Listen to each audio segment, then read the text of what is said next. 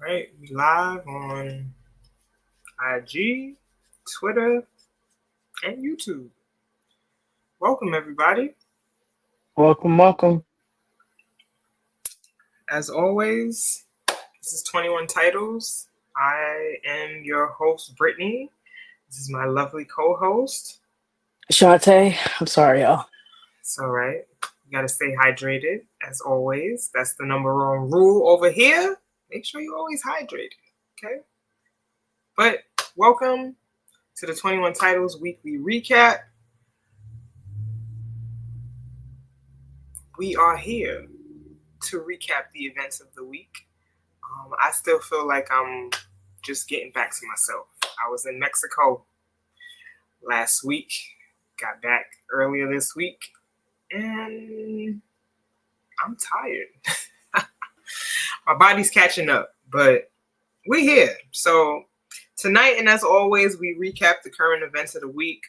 What are some of our favorite headlines from sports news, NIL/brand deal news, business, Web3 when we get back into that, but and also culture. So music, film, fashion, food, art, we love it all. So that's how our show is kind of split up into those four different segments. And yeah, if y'all don't know, we are 21 Titles, basically a consultancy firm. We do a lot of behind the scenes things with personal and professional development for student athletes. So this is just our offering to the community to stay in the know about what's going on in the business side of sports. If y'all did not know, we also host a podcast called Beyond the 9450 over at the 9450 network, as y'all can see on our little, what is these called? Whatever the name things you see on the I forget tag names, our taglines. Yes. Our taglines, as y'all can see on our taglines, it says 21 Titles and the 9450. Those are the two networks that we represent. Okay, so please follow us. But for now, we're gonna hop into some sports news. Bids on WNBA teams has been a trend, so we're gonna hop into that. I want to say, or should we really just hop into the The the draft, lottery? Yeah, the yeah, draft lottery. mm-hmm. Yeah, we might as well because that just ended. Right, So yeah, the lottery happened. And it was projected that LA actually had the highest chance of getting the number one pick. However, to many of our surprise, Dallas got the number one pick. You saw Enrique go off on Twitter. Like, thank you, right. God. She said, I fell to my knees. Thank you, God. I was like, heard this is like, Cause okay. she knows she need help over Yeah, no, that's there. a fact. That's a fact. Um, we also know I saw clips of the Sparks hanging out all together at like a bar or some type of like meeting area. They was all watching and was shocked to see that they got the number two pick. So Dallas got number one, LA got two, Chicago got third, and then who got fourth? Washington Mystics. Washington. Washington Mystics got fourth pick. And so, we also saw the projected um mock draft of the 2025 mock draft. We saw that go out this week as well. They had Paige going first. So there's a high probability that Paige is gonna be going to Dallas. And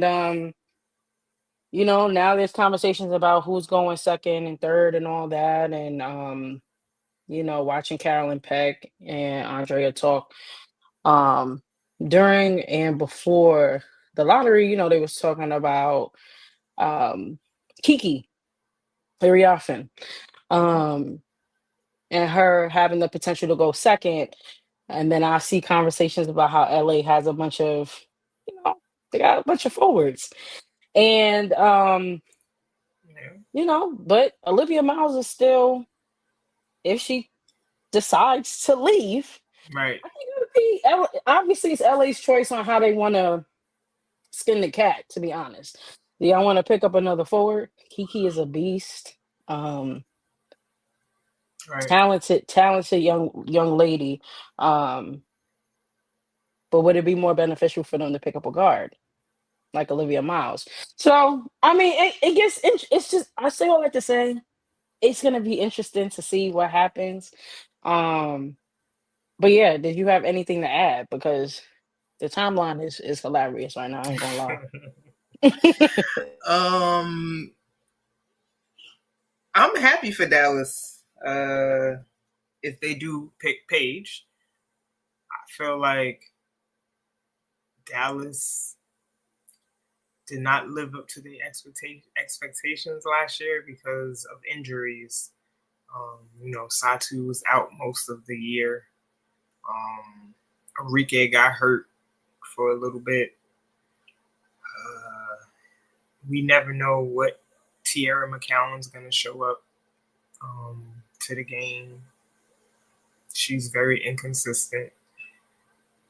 I'm loving Maddie Segrest on that team as well. She got hurt also, broke her finger last year, was out for like 10 games. So, and what's crazy is that she was just getting in her rhythm. She was getting it, yeah, she was getting in the groove. She was. Oh, man. She was. But I'm excited to see what Dallas looks like next year. Obviously, like we said, another key date for y'all to kind of hone in on is December 6th, because that's when we have the expansion draft. So every team next year is going to look different just because of that. Okay. And with the expansion draft, each team is allowed to keep 6 players, and the rest of the roster's up for grabs because of the Golden State Valkyries. Okay.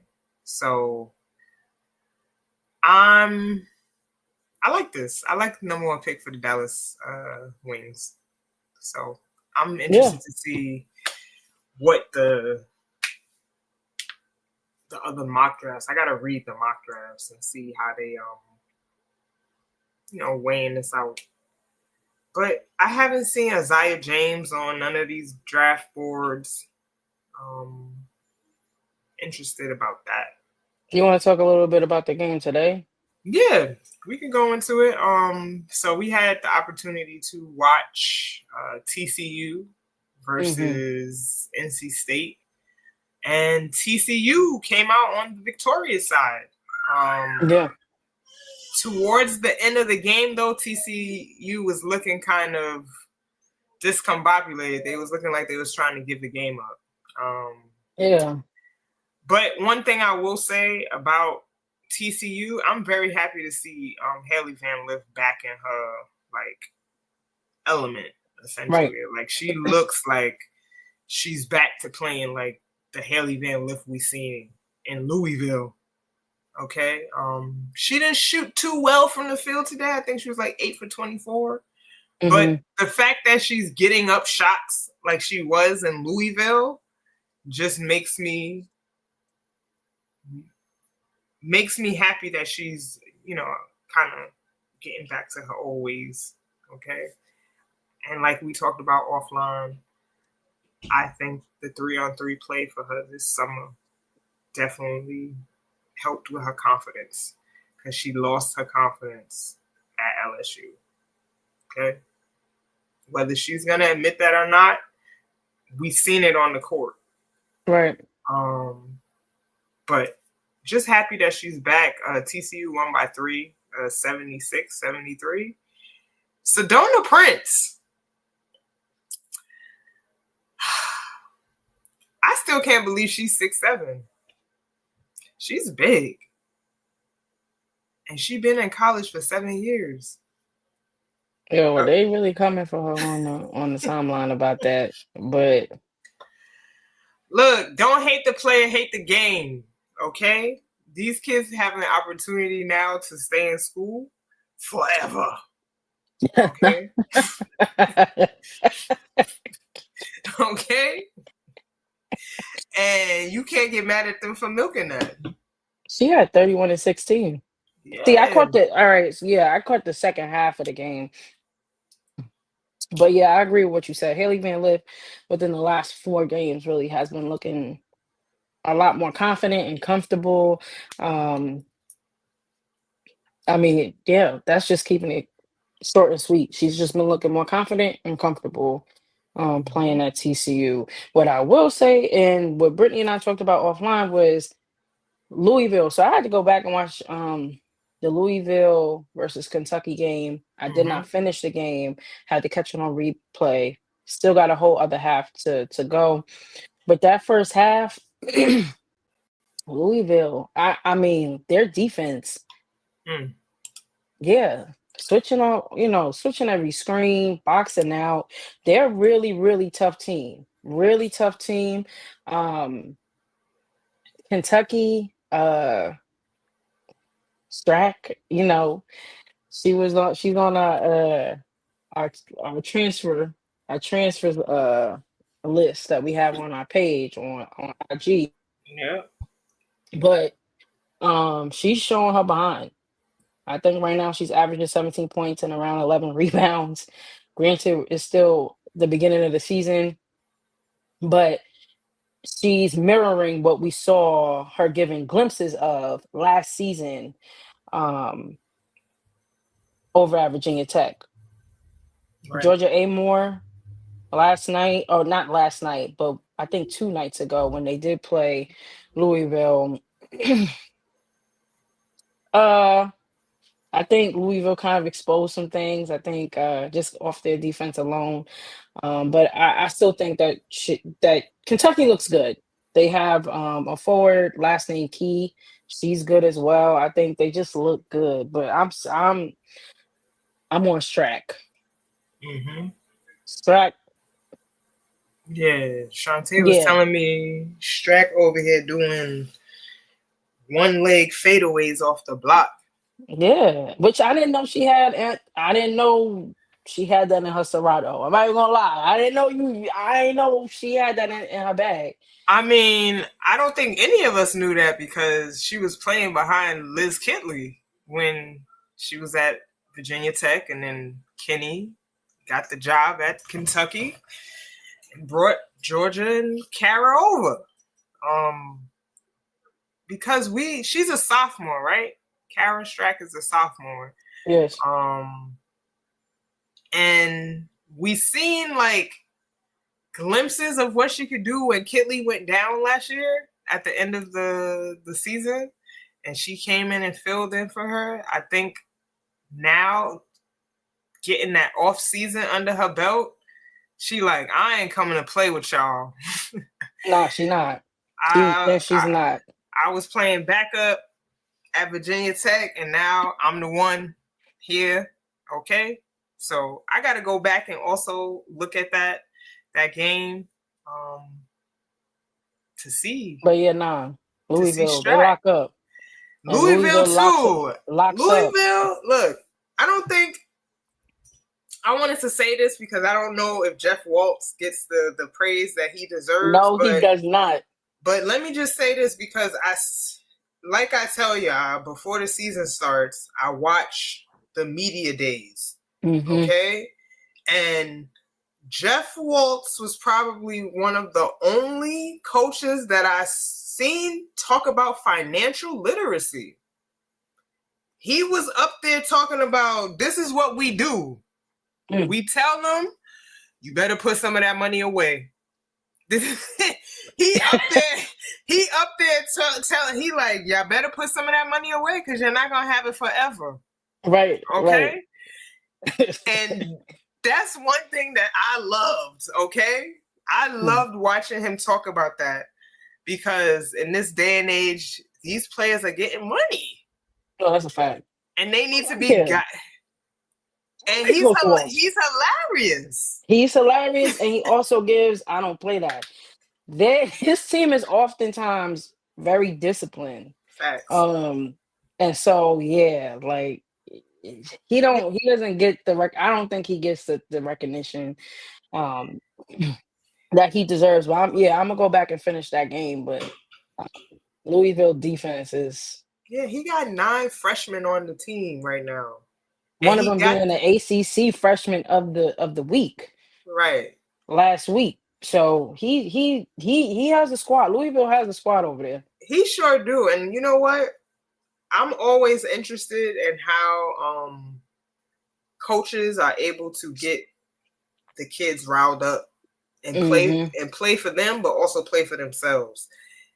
It does not seem like Jeff Walsh has a problem getting his players to No, play hard, okay? absolutely not. He doesn't. And the crazy thing to me is, right, because the way they play defense, I know the conditioning is crazy. I know it.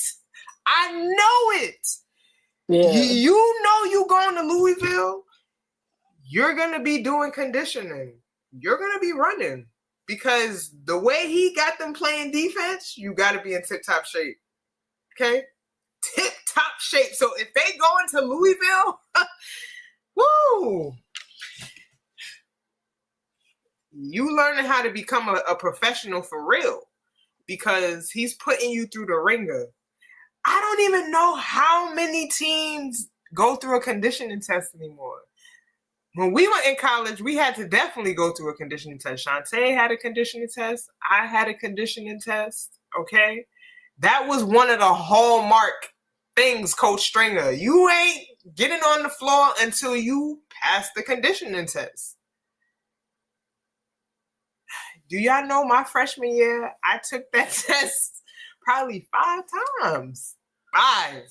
I'm with you. I'm with you. 5. Okay. But I love what Jeff Walsh is doing over at Louisville. Yeah. I am excited to continue to watch them play this season. And Ken. And I'm gonna give a shout out to Kenny because also what he's doing with Mm-hmm. Kentucky. Like again, obviously he's a new coach over at Kentucky, been at Virginia Tech for a hot minute, but Yeah, they're showing up. it's just some coaches, like me and my dad had this conversation. Some coaches just have it, and some don't. Okay, and that it, Kenny has it, Jeff Waltz has it, um, Coach Stringer had it when she was Muffet McGraw has it when she was at Notre Dame. Like there's just something. There's certain coaches that have an aura about them. Dawn Staley has it. What's the lady at Charlotte now? The From Jackson State. she Yeah. got it. Okay, there's just certain coaches that you will follow and you will run through a wall for because they got it. Okay, everybody's I not. think Everybody ain't got it. I think that's a perfect. I'm going out of order today, It's fine. but we talking about coaches, so I feel like it's only right that we talk about Seattle. Come on, come on. Now, I'm gonna be honest. I was unaware of all the stuff that was that's being alleged right now Right. with Seattle, baby. Hey. But Come. there's something going on over there. And there's currently an investigation. I believe an EEOC claim has been filed Mm. against the coaching staff of the Seattle Storm. Um, from what I have briefly read and understood, is that uh, Skylar Diggins, I'm hearing is spicy. Here's the thing. It's a slippery. And here's the thing. I want to start off by saying, obviously, none of us know all of the facts. Details. Yep. We don't know the details. We don't know all the allegations. More will be revealed as the investigation goes on. But um, when it comes to Skylar Diggins, she's a fiery ass guard. Always been a fiery ass guard. She wants to win. Facts. Obviously, we're not behind the scenes. I'm gonna keep saying that throughout. We're not behind the scenes, so we don't know all the things that's being said. we can only speak. Well, it's not. We can only speak from what we know, and as previous athletes and previous student athletes, previous professional Mm-hmm. athletes, it oftentimes gets spicy in the locker room. It oftentimes gets spicy on the floor. Um, Facts. i.e., Kobe Bryant, i.e., Caitlin Clark. Right. I mean, there's a bunch of we can keep the examples rolling, um, because people want to win. Now, that doesn't mean disrespect is tolerated, but that's what I mean by it gets spicy. Like, off sometimes when it gets spicy in the locker room, you may confront your teammate. Right. You may fight your teammate. Like, let's be honest, you may fight your teammate. Um, Correct. Brittany and I have both seen, heard, witnessed things that I guess are part of competitive. I'm gonna say competitive sports. Mm-hmm. Um, Now the article that we read mentioned that when it comes to, I guess, the coaching staff of Seattle, that some of the staff, the coaching staff, um, wasn't running certain plays through Jewel Lloyd or some other players. Um, and that they're alleging that they were subjected to retaliatory practices. Um, I believe also harassment. Don't quote me, but I believe harassment was part of it too. But I know for sure retaliatory practices was a part of the claim. And we also read, some of the things Jewel Lloyd is saying she was subjected to from the coaching staff. Um, and then about Skylar. So Yeah, let me say something about Skylar. First and foremost, the same things we praise Kobe for, y'all are bashing Skylar for. Okay? She is a competitor. First and foremost, I got to play against her my senior year when she was a freshman at Notre Dame. I played against her. Okay? Feisty. Okay? Great competitive spirit. I'm tired of y'all dogging her out because of her competitive fire. Like, we seen it when she was at Phoenix and she was going at Diana Taurasi. Y'all didn't have no smoke for her there. Y'all didn't have no smoke for Skylar when she was going at Diana Taurasi because y'all know how Diana is. Okay? If I'm on the court with Diana, I'm probably going to smack fire out her too. Or try to, because she be trying people. If you've been on Twitter, you've seen that Diana Taurasi on the thread, welcome to the WNBA moments, right? We've seen that, right? Where there's plenty of stories of Diana Taurasi going at people, all right? So y'all need to save it. I understand also, too, that certain styles of leadership don't resonate with everybody, okay? But that's the makeup of a team. You have different personalities, different different styles of leadership. So I just wanted to say that, like, y'all gotta, if you ever played basketball, you understand that it gets heated sometimes in the moment. There was moments I wanted to fight my teammates in college. Okay? Because of miscommunications and misunderstandings. But at the end of the day, we are all adults, right? Like, even if this happens, like, even if we do have beef with each other in that moment in time, I'm still coming after apologizing. Dog, I messed up. Or the delivery was wrong in that time. My bad. Okay? Like, sometimes stuff has to be worked out within the players. All right? But if the coaching staff was doing some pettiness, that's not right. Noel Quinn, we gotta come to the forefront. Pokey Chapman, you gotta come to the forefront. Cause you done been in the news for some unsavory stuff. Okay?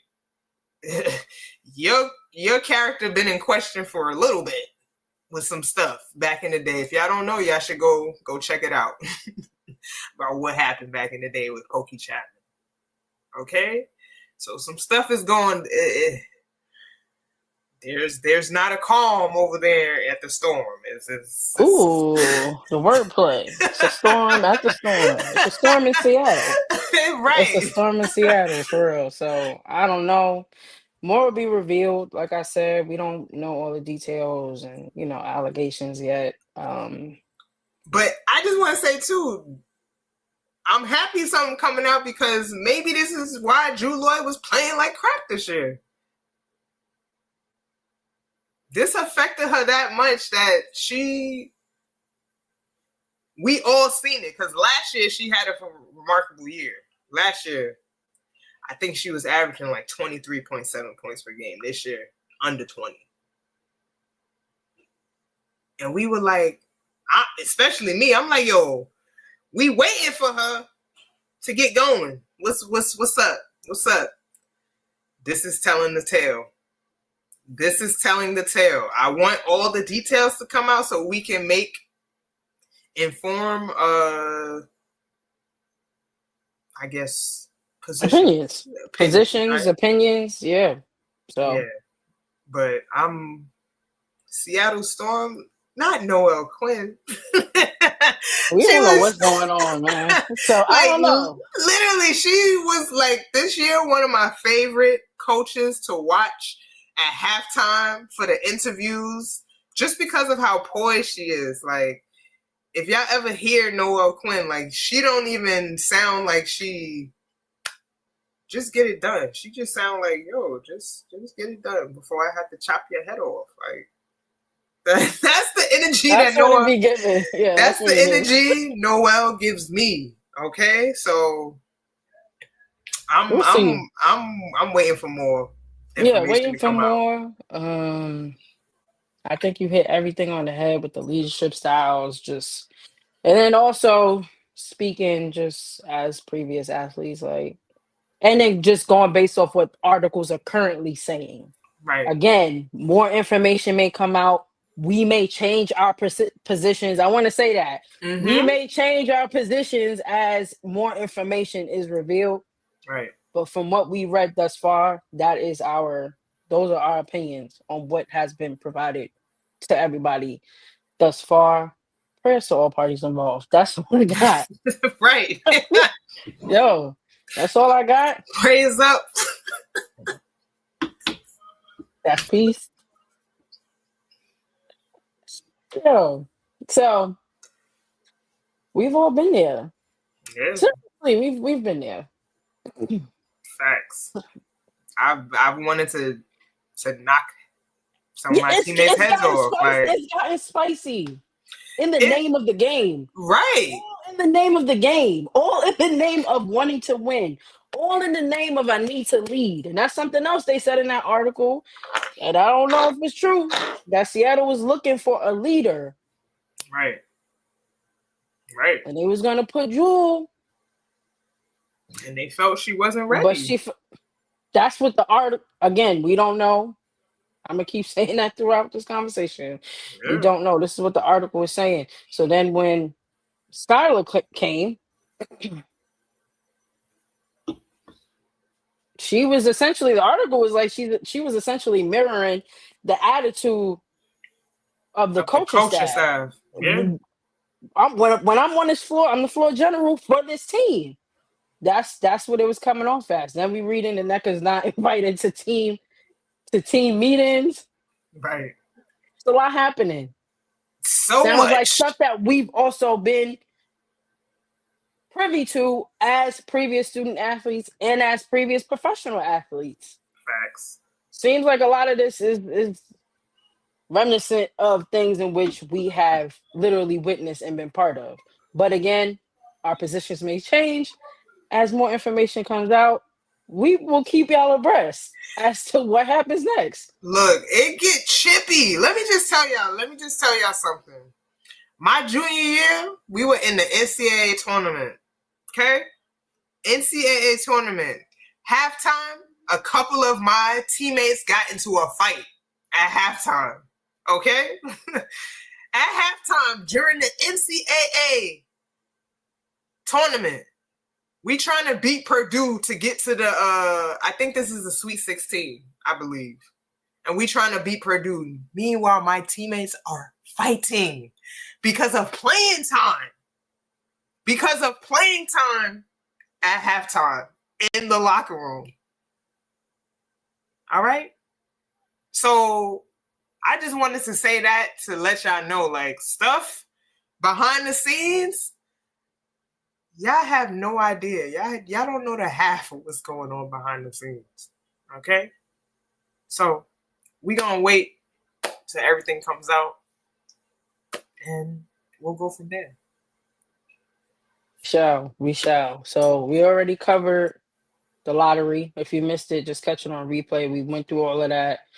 We talked about what's happening in Seattle. Mm-hmm. And now we're gonna move into more franchise talk. So a lot of, athletes for real and previous athletes have been coming to the forefront saying that they want to put a bid into future franchises. On the Beyond the 94th with 50, we talked about Pat Mahomes. Mm-hmm. He wants a team in Kansas City. This week, we see that Fran Harris, who was, a previous player on the Houston Comets, she came out and said that she wants to put a bid in for the 16th franchise, and she wants it in Austin, Texas. She is a Texas native. She's a Dallas native. And she's an entrepreneur, which I thought Mm-hmm. was fire. She was on Shark Tank. Uh, she has built a business empire. She's the CEO of a sports drink by the name of Electra. She's the owner of a Dallas-based sports multiplex by the name of the Athletic Club.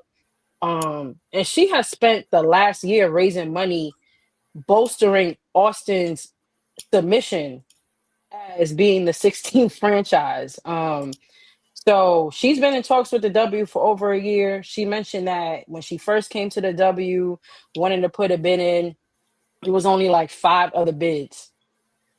Mm. Now that joint has doubled, tripled, almost, in the amount of bids. Now, she also mentioned that, or rather the article mentioned that the demand obviously has driven up since 2023. And at the time, Portland paid $125 million for the 15th franchise. Brittany and I talked about Toronto, and we thought that was low. The amount, like 125 million, sounds like a lot, but for real, it's not. It's not. It's not a lot. Not Um, really. Not Not right really. now. Not right now. But as the numbers continuously increase, obviously the demand is going to increase. So the cost is going to increase. And the 16th bid now is anywhere from 150 million to 200 million. So there was a $50 million jump, anywhere from a 50 to $100 million jump. So Mm-hmm. it's going to continue to increase as, again, the demand for investing in women's sports, specifically women's basketball, continues to increase. Um, and so, yeah, as far as we know, the 16th bid can go anywhere. There's been talks about Philly, Louisville, and then we have Portland. Um, so it can go anywhere. Um, and then we had another one. We had who else said something this week? I think we have a question. Hold on. Oh, Let's see. Spin Doc. How are you doing, Spin Doc?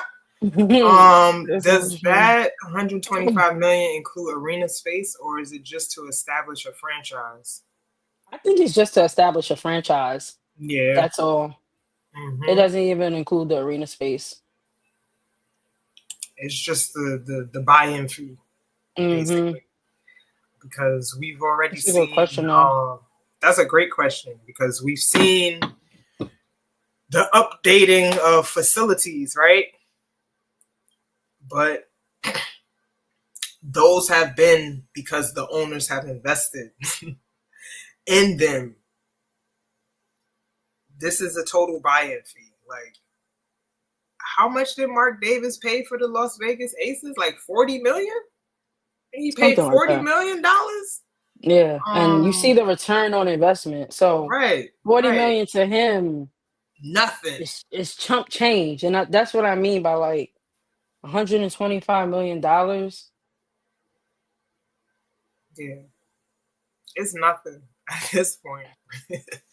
And right now, It's nothing because y'all know that return on investment about to be crazy. and granted, we talked about this on Beyond the 9452, how a lot of NBA owners and just investors in general have been very vocal about them being upset about not receiving a return on investment as of yet. Mm-hmm. Again, it's just like investing in the market. It really is the same idea. It's the same mindset. Right. You're gonna have to sit a little bit. You're gonna have to sit on it and know that there's gonna be a return. You gotta, every year you checking data, you checking numbers, you're seeing if you still want to sit on that investment or if you want to sell. Right. It's the same idea. And so I think we both said this, like the investors and they have to be patient. Like, this is still very early for the WNBA. Obviously we're seeing a immense amount of growth within the last 3 years. Mm-hmm. And we're going to continue to see that growth, but you know, you already invested, so why you beasting? Basically, like, sit down, be Right. patient, continue to view the numbers, review, the numbers each year, and Right. then decide what you want to do. But it's looking up for women's basketball, so just chill out. Right. And then let me just add, if you are investing in anything, and I know these men have been investing because a lot of them are like, they double as owners of other teams, right? Or they've dipped and dabbled in And other owning just sports. other franchises. You're right. You understand as an investor that it's not going to happen overnight. And you understand that as an investor, you're supposed to hold for a certain amount of time, right? We got stockholder Ian Dunlap telling us all the time, Be a patient investor. What he says? I am a wise and patient patient investor. You have to be. If you're not going into this thinking that I'm gonna hold for 10 years, then you're a terrible investor. I don't know what to tell you. You're not investing for the right thing. Like, if you're not willing to hold a position for at least 10, y'all got Ian saying 5 now because y'all being impatient. But I'm gonna say 10 because 10, that gives it enough time to appreciate. And investing, you should never invest money that you need. Or don't have, for real. Let's talk about it. Or don't have, for real. Come And on. those that are investing, y'all have, now granted, we're not looking at your portfolios. We would assume that you are, your financial advisors, and Correct. your financial team is, advise you properly. But yeah, like, and with that being said, like, the W still is new. Very It's a green. new baby. Still. So So like, we still got a lot of they still got a lot of stuff to fix too. Like, we complained about scheduling last year. The scheduling was poor. Okay. Multiple games on the same day at the same time sometimes. Okay. So y'all just gotta hold and be patient and making sure, like, when y'all do, putting the right people in the positions that they need to be in. Like, Shantae and I have been very critical of the WNBA because it just seems like y'all been coasting for the past couple of years. And then this year, we seeing exponential growth, right? Like, first thing that happened, charter flights. They've been crying for charter flights for 20 years, y'all. Y'all finally got the ability to do that. WNBA, investors, backers, hold. Let the product appreciate. That's all I got to say. And that's it, and that's all. But moving on, we had another individual who was interested in putting a bid in. We had Jason Tatum of the Boston Celtics. He's actually interested in bringing a WNBA team to St. Louis.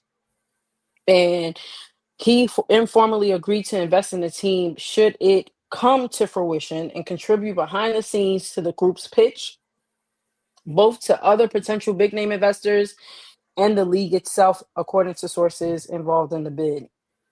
Tatum's involvement is made possible, and we talked about this on Beyond the 9450, due to a change in the latest NBA's collective bargaining agreement, which now allows players to own up to 4% of WNBA franchises.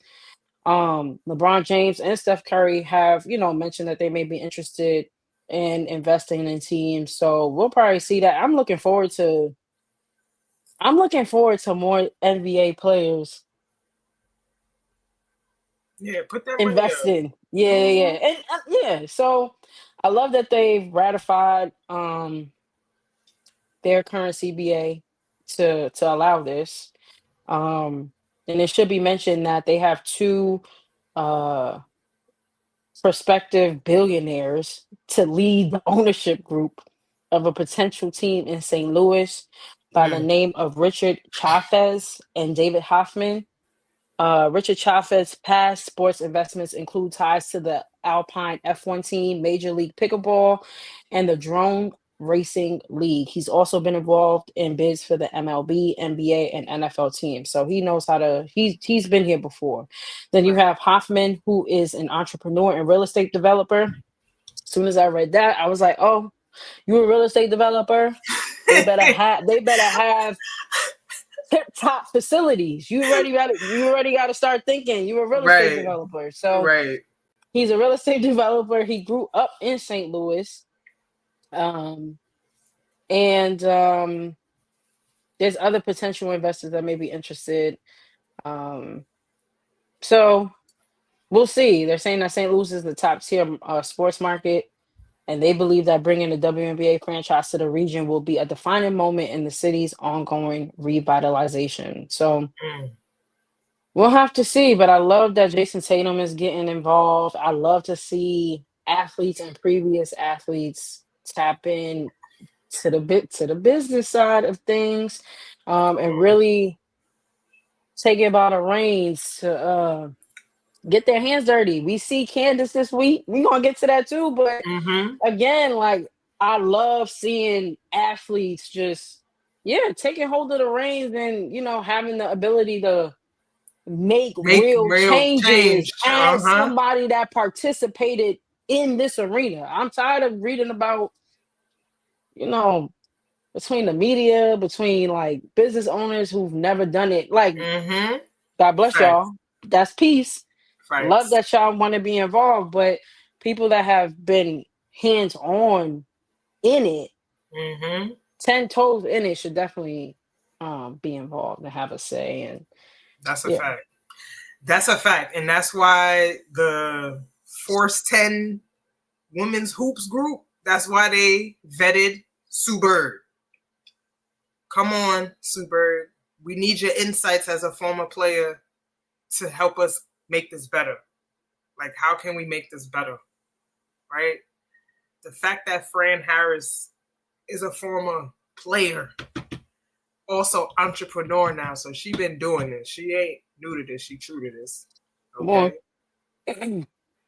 We need more people from basketball or from sports in executive positions to make decisions for change. Because clearly the people that are already in positions, they don't know. They don't have a clue. And I'm not trying to get at nobody, not trying to get at anybody, but the insights from someone who has actually played and been through the fire, how can that not be valuable for a franchise who's trying to get better? Right? Like, the athlete can tell you about the things that they need in the facilities. This is what we need. All right? They can tell you what stories they want to be told, right? Or the stories that should be told, right? Like, so it's a win-win situation when you have former athletes that come on to these establishments and do what they got to do. It just makes sense to me. For sure. And I guess piggybacking off what you said, with just stories and being able to tell your own stories, we got wind of Unrivaled. And this week, they some information came out letting us know that Unrivaled is actually like really leaning into their deal with TNT. And when I mean leaning in, they're leaning in. So they are actually going to be creating their own facility. They're working with a company by the name of Media Pro North America to refurbish an existing facility that'll house a court, training facilities, child care spaces, and an arena specifically designed for making content. And that's the piece. I mean, I love the fact that they have the child care services and the child care spaces, obviously. Mm-hmm. Um, but that piece about the content, imagine like a content house and an arena. Right. They are controlling the narrative. They're gonna tell you the amount of content that's gonna be pumped from that facility is gonna be something to pay attention to. Um, I also want to say that the facility is only going to hold 850 people. Now, many of us may think that's very small, and many of us may wonder why that is. But they're making it very clear that they are leaning into this TNT deal, right? Their deal with TNT, meaning they're focusing more on the content and less on the amount of tickets sold or the amount of seats that they fill. And like Brittany and I said in the Beyond the 9450 episode, if you build it, they'll come. They have been in talks about in year 2 maybe taking this on the road. So this year in the inaugural season, they're going to be focused on pumping out content, obviously providing a great product with the talent that they're going to be providing, throughout the season. But they're more focused on content rather than having a huge space and filling up the seats. Hey there, I think whoever they got on their staff is thinking ahead of the curve, okay? Because historically, we've known that ticket sales for women's leagues have not sold. They know that. Like, it's historical data. So for them to be thinking ahead and saying, like, okay, we're going to be building a venue so that, first and foremost, we ain't got to compete with the Miami Heat, because I'm sure that came up, right, at the Kaseya Center, scheduling conflicts. I'm tired of that. Let's just create our own venue. But now, the fact that it's going to be curated, specifically curated to create content, that is smart. That is smart, okay?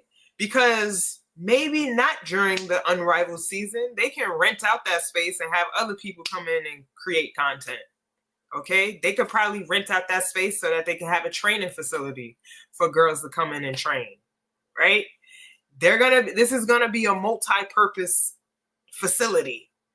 Okay? And I love the children spaces because we both know both founders are moms, right? They both have kids, and that's important. The kids got a lot of energy, y'all. I gotta do my work. Leave them. So that it just makes sense to me that they thinking forward, like, and we already know whoever they got on staff because they already done met their financial projections and added 6 more people to play. Okay, so they doing it the right way. Like, they doing it the right way. And the fact that they also said too that year 1 we're gonna play in the venue, but year 2 we might take it on the road. I like that. That's like following the big 3. How they taking it on the road and hitting other cities? Yeah.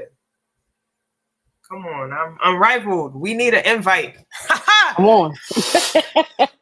Come on. You want to talk about the 6 coaches they revealed? Yeah. 6 coaches. So y'all know that the president is Alex Basil. How you say it? That's Fee's husband, right? Fee's boo, baby daddy. And the one thing that I love about all the coaches that they hired for Unrivaled, because it falls under Alex's wheelhouse, he's a player development coach. He was actually Fee's trainer. Okay? All the coaches have some type of player development background. Okay? First up, Teaspoon. Thank you. We needed to see Teaspoon in another coaching opportunity. Granted, I would like for her to be another coach in the WNBA. Somebody else to give her a chance, but this is fitting. This is fitting for Teaspoon. Okay, we know she just got fired in September after 1 year. She went 13-27 and almost made the playoffs. Still, okay. And before that, she was a player development coach with the New Orleans Pelicans. And on top of that, she's a legend. Come on. New York Liberty legend. Chicago Sky, y'all gonna have to beat that bullet for a while. Okay? That's crazy. I know y'all hired Tyler Marsh. I know he's finna do great things there, but we still gotta talk about y'all. I still don't. Michael Alter still on my my watch list. Okay. But Teaspoon, congratulations. Next up, Phil Handy. If y'all do not know, Phil Handy is, I mean, he's probably one of the most recognized out of this group, besides Teaspoon, if you want to say. But Phil Handy, he's a person that I know personally because, not personally, but I know of because he hosts these open runs in the off season for NBA players.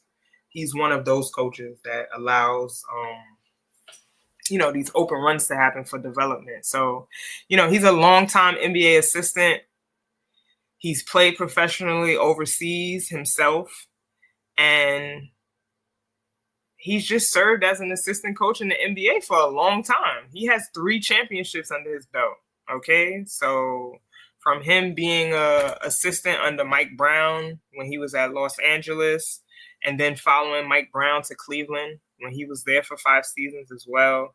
And just recently, he was the assistant coach for the Lakers from 2019 to 2024. So his reputation precedes him. Okay. Thanks. All right. We had a question from Spendot. He asked, "Would you happen to know what percentage of equity the founding players in Unrivaled receive?" And I think it's 15%. I think initially it was 15%, but now I don't know because again they initially had 30 Right. players. Now they are moving to 36. So I don't know if that equity percentage changes by Correct. any chance. Yeah, But they haven't. initially it was 15%. Yeah, they haven't updated us since the additional players were added, so we're not sure if that has changed, relocated. So once we get that information, we can address that um with an informed mind. Okay, so next coach up, Adam Harrington. Adam Harrington is a former NBA player with 8 years of experience as an assistant coach. He was undrafted out of Auburn, played 2 seasons in the NBA, and then went overseas for 7. Okay. His last stint was as the assistant on the Brooklyn Nets from 2016 to 2022. And he also served as a shooting coach for the Oklahoma City Thunder from 2014 to 2015. Okay. Next up, Nola Henry. She was the player development coach on the Los Angeles Sparks this past year. And she's also a former player. She played at Charleston for the Charleston Cougars and the assistant basketball operations manager for the Connecticut Sun. Okay. DJ Sackman. He's also like a trainer that has built his brand in the last, I would probably say, like last six years. If you know Chris Brickley, then you know DJ Sackman because they're in that same pool. Okay. He is a former basketball player and current NBA and WNBA skills coach who works directly with NBA players right now. He founded Hoop Study in 2018, which is now recognized as one of the top online basketball education companies in the world. And last but not least, Andrew Wade. Andrew Wade is a player development assistant coach for the Washington Mystics and also for the Washington Wizards G League team, the City Capital Go-Go. Wade was responsible for helping organize practice structures, creating workout plans for players, and breaking down game film for coaches. So, again, those are the 6 coaches that were revealed to us as the coaches who will be coaching in Unrivaled. So, again, Andrew Wade, DJ Sackman, Nola Henry, Adam Harrington, Phil Handy, and Teresa Weatherspoon. And also the club names, if y'all weren't aware, the Laces, like laces on your shoe, okay? Mist, Rose, Lunar Owls, Phantom, and Vinyl. Those are the team names. So I'm glad they chose to like stick within the realm of player development. mm-hmm. And yeah, Unrivaled begins in January, so I mean that's right around the corner. Make sure you definitely tune in and support. Um, and yeah, we'll keep y'all posted about I guess the last few players they have to announce. I think Mm-hmm. they have like 3 or 4 people left, so we will keep y'all up to date with that. I guess we can move into collectibles.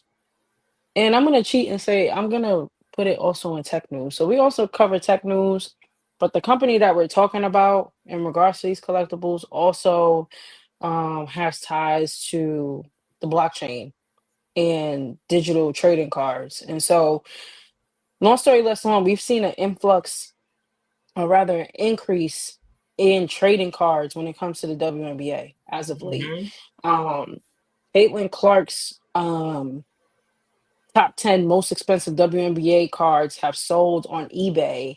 And one of the most expensive, and I guess the one that went the most right now is her autographed rookie card that sold at an auction for 100K earlier this month. Mm-hmm. And now we're seeing more people search for Asia Wilson cards and Angel Reese cards and Cameron Brink cards. So You know, Mhm. I know for me, back to New York, I still got the cards. Yeah. And in books, but like trading cards are making their way back around. And truth be told, they haven't left. They're just now really entering the WNBA realm. Right. Collect trading cards for the NBA have always been a thing. I think we also talked about like some of Jordan's memorabilia a few months ago, how that had like Yeah. people are still collecting memorabilia. Um Absolutely. yeah, and they're selling for large amounts of money everywhere. And so we're gonna continue to see an increase. It says the global sports trading card market was valued at almost $13 million in 2023 and is expected to more than double by Mm. 2033. The Mm. collectible space has been dominated mainly by male consumers, like we just talked about, a Right. stark contrast to the WNBA's more balanced demographic split. We're going to see an increase, though, really soon. You see how Right. fast these jerseys are selling now. Everything Right. that these women are touching or put their face on, put their name on. Sabrina, sneakers, Right. everybody, Asia, books, candles, shoes, shirts, Yeah. out the window. So the same thing is going to happen with these trading cards. But go ahead, Bray. I know you was about to say something. Nah, I mean, we entered Web3 via NBA Top Shot, right? Like the digital collecting cards. So to see it come back around and we're back in the physical realm with the WNBA having a an uptick and seeing trading and collectible cards, like I love this because um it just makes me excited because the nostalgia of bringing back trading cards. Like I told y'all, I've written about my brother and his meticulous trading card habits in my book, as y'all can see right there, Groundwork 29 in the back. If y'all interested in reading a story about the student athlete lifestyle and what it really takes, Groundwork 29, available on Amazon and at my website, groundwork29.com. Okay, but I talk about it in the book. It's still going on. Like Shantae said, by 2033, that number is going to more than double. So we're at 13 million right now. 26 million, 30 million. Yeah. Yeah. You might want to get in, or you might want to see this as a lane, okay? But I love this.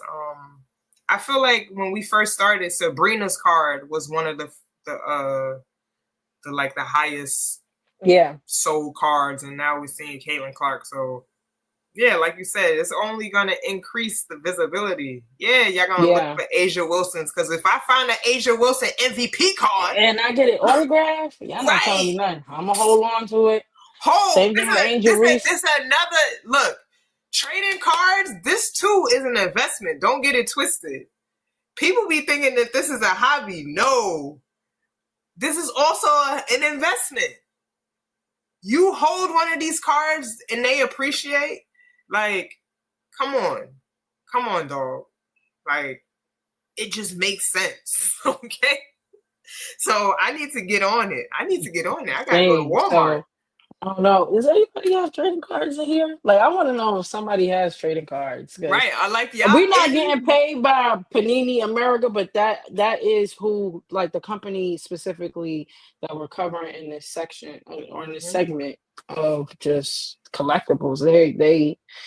They've really have done a great job in connecting with student athletes. Like when NIL first passed, I remember like during our weekly recast, Brittany and I would talk about Panini America All the time. almost every week. Hmm. Every week. We saw them partnering with somebody new.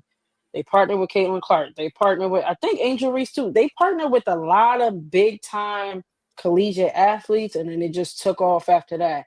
They also, like I said, they do digital trading cards as well. Hmm. So I won't be surprised if that is on the uptick too on the women's side. So if you don't know who they are, you should definitely go to their website just so you can have a better understanding of just how this whole thing works, even on the digital side. Um, Facts. but yeah. Mm-hmm. Yeah, so shouts to Caitlin Clark and Angel Reese and Asia Wilson and everybody else who got cards going crazy right now. Moving on, just wanted to congratulate Rakia Jackson, who was a part of a Beats campaign. Mm-hmm. And I mean, we did report about a week or two ago how Angel Reese was narrating a Beats campaign with all of the greats and goats in it, which is fire. Now they got Rakia Jackson in there, and just showcasing her who she is and her personality. And we always are going to give flowers because everything that these young women are doing is remarkable. This week we saw something about Cameron Brink's Sports Illustrated campaign Mm-hmm. that's coming out in 2025. So these women are Facts. booked and busy, Facts. booked and busy. So congratulations to Rakia Jackson on that. Come on. We love to see the endorsements. Ha ha. Okay. Right. But moving on, we can move on now to NIL news slash college news. Candace Parker, Candace has retired.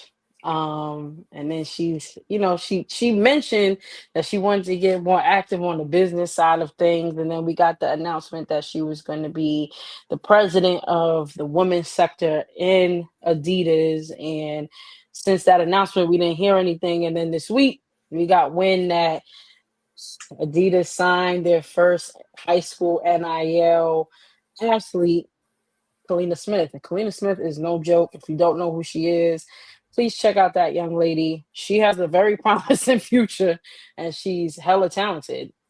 And we saw just the campaign. We saw the photos of Candace Parker in the background and then Kalina in the front. It looks like the passing of the torch. That's what it gave. It gave the passing of the torch. Right. Um, Candace seems very high and excited about Kalina Smith being part of Adidas. And really just gave Kalina flowers on just the player that she is and what she's been showcasing on the floor. Um, and so yeah, even for Kalina, she seemed very excited. It's Candace Parker. Right. It's Candace Parker approaching you. Yeah. She the What you gonna goat. say if Candace? She the goat. She the Yeah, goat. yeah. So this is a real big deal, especially for Adidas. With Kalina being their first NIL high school athlete to be signed. So I'm Yeah. looking forward to seeing what else Candace does under her new title. I have a feeling she's gonna get real active real soon. As she She's gonna get should. real active. As she should.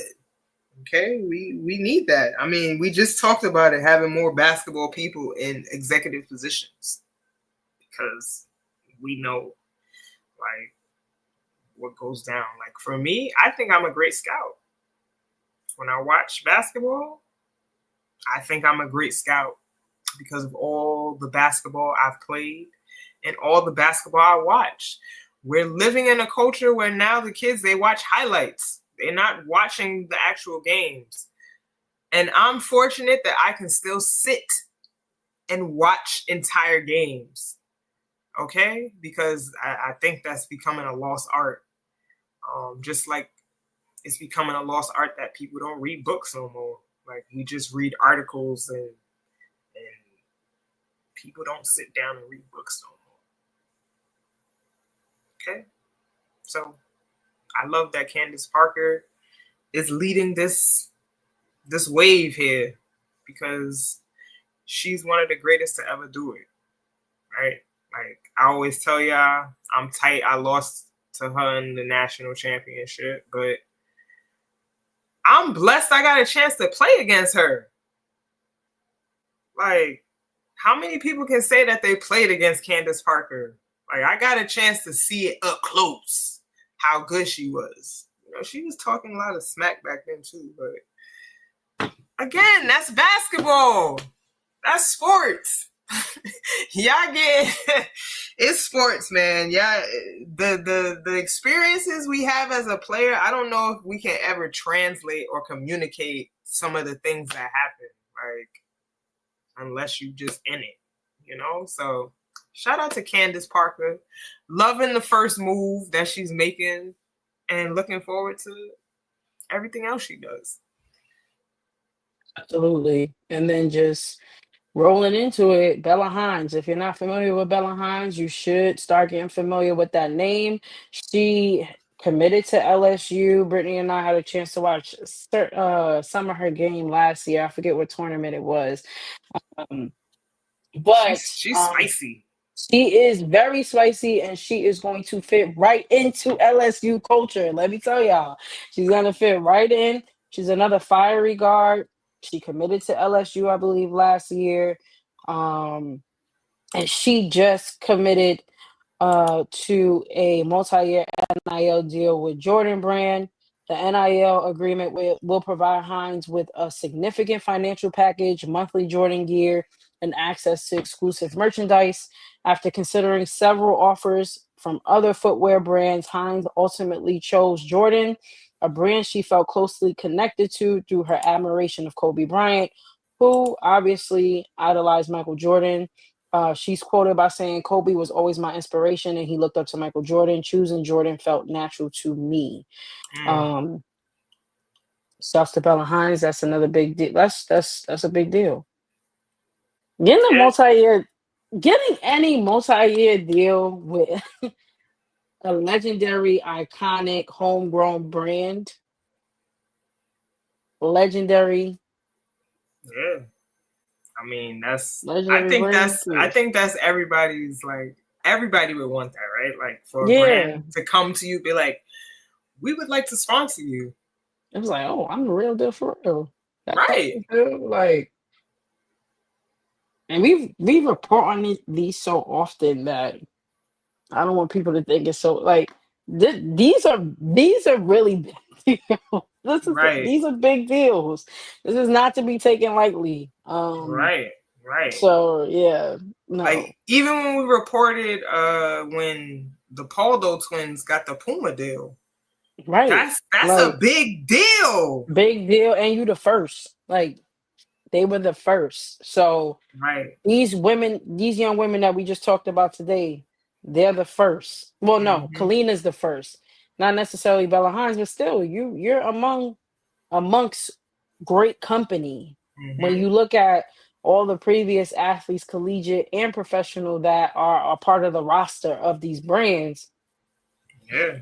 It's a big deal. Very big deal. So shout out to Bella Hines for getting that endorsement and having, and that's alignment, because she said that I just felt comfortable. Right. Signing. It was a no-brainer. That's what it gave. This is a no-brainer. Of course I'm going to sign with you. Correct. Of course I am. Correct. So again, shouts to Bella Hines. If you haven't checked her out, definitely do that. Again, she committed to LSU, so I believe she will be there in a year or two. So shouts to her. And then lastly, we have culture news. We got one this week that Charlamagne the God and Raekwon of Wu-Tang Clan, they're actually co-founders of a cannabis dispensary in New Jersey. I thought that was fire. Yeah. So the name of the dispensary is Hash Storia, and it's a cannabis dispensary in Newark. And like I mentioned, the co-founders are Raekwon of Wu-Tang and then Charlamagne the God. And they had a opening for this dispensary last week. And Raekwon is quoted by saying, cannabis is just one part of our vision for Newark. We're not just normalizing cannabis use. We're using it as a catalyst to uplift our people and culture, much like hip hop has done for decades. Now, I'm pretty sure there's people on here that may not agree with like cannabis use and things of that nature. But what I will say is that cannabis has exploded. even on the investment side, I will say that as well. There was a time in which a lot of people was investing in not only cannabis, yeah, in cannabis companies. And I think this is still developing, but nonetheless, I think this is just a really dope collaboration between Charlemagne the God and then Wu Tang. And then we saw Wu Tang's collaboration with the Knicks. Mm-hmm. Whoever's behind the PR, whoever's a part of the public relations team of the Wu Tang Clan. Yeah. I don't even know who owns the trademark of Wu Tang Clan. Now I'm thinking out loud. But whoever's just like marketing, these brothers are doing an amazing job. Um we saw Ghostface Killer and who else? I just remember seeing Ghostface Killer. He was at Fashion Week. I don't know. Just Woo's the Woo is outside. That's what I'm saying. Like they're fulfilling all of these like they're in all these different buckets of culture and I love just like we talk about loving to see previous athletes on the business side. I also I love to see OGs in hip hop and music in general or artists in general Mm-hmm. um pivoting into different lanes and continuing to like expand their territories and their legacy. And so this is just Facts. something else that they're doing and they're just leaving their footprint in a bunch of different things, not just hip hop. So I just wanted to shout out Raekwon and then also Charlamagne the God for doing that. I think that's dope. That is fire. I also have a culture piece that I Okay. did not want to forget because these are for the baddies. It's for the Okay. baddies. It's for the baddies. If y'all did not know, Telfar is I will be opening there. up its first flagship store in New York next Saturday. I will Okay? be home for Thanksgiving, and best believe I'm going to try to make it All to give me a right. bag. Telfar's first ever permanent flagship store is coming to NYC. The store is slated to open later this month on November 23rd in Soho, located on Canal and Broadway. The store is designed to be a hybrid retail store and TV studio that mirrors Telfar TV and will feature a 10,000 square foot retail floor that features a TV studio in which shoppers can be interactive with to shoot their own content. Telfar is kicking off the grand opening with a block party behind the retail store. There is expected to be an open mic judged by special celebrity guests, which, if you score high, allows you to skip the line or even score a free bag. And I have as to perform. right, look, I'll get on stage. I don't mind. And as many bags as fans will want to buy with no limit. So, look, if y'all haven't, y'all should go listen to the Telfar episode of How I Built This. Okay? And understand that Telfar was built out of the nastiness of the fashion industry because they wasn't trying to let him get in. Okay? And he remixed that joint and was like, we gonna figure it out anyway. That's why we've seen Telfar do all these different unique collaborations. Because what fashion brand do you know is doing a collaboration with White Castle? Right? Who's doing that? No, Telfar. They doing that. Who else did they partner with? That was like, what? They partnered with a couple of people that we've been like, yo, this is a crazy collaboration. What? I love Telfar, okay? I need to get a bag. Seriously, I need a No, bag. I'm really gonna try to go down there and get me. Now, you know, one thing I know everybody in here don't know me personally. That's fine.